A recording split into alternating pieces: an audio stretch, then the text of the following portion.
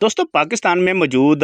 Motorcycle के शौकीन अफराद के लिए एक अच्छी खबर निकल कर सामने आई है, क्योंकि होंडा कंपनी ने होंडा 125 और होंडा 70 की कीमतों में बड़ी कमी कर दी है, जो कि पाकिस्तान में मौजूद मोटरसाइकिल के शौकीन अफराद के लिए एक अच्छी खबर है।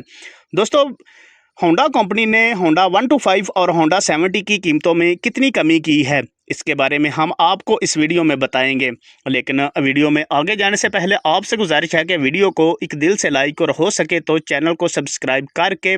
ऑल नोटिफिकेशन पर क्लिक कर दें, ताकि हमारी हर आने वाली वीडियो आप तक बआसानी पहुंच जाए। दोस्तों होंडा 125 एक ऐसी मोटरसाइकिल है जिसे हर पाकिस्तानी ख़रीदना चाहता है, लेकिन ज़्यादा कीमतें होने की वजह से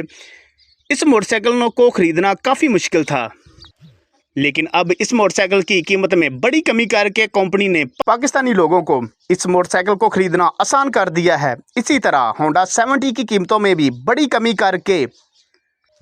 पाकिस्तानी अवाम के लिए एक खुशी का मौका फराहम किया है। दोस्तों अगर बात करें होंडा 125 की, तो होंडा कंपनी की तरफ से होंडा 125 की कीमत में 25,000 के करीब कमी की गई है, जबकि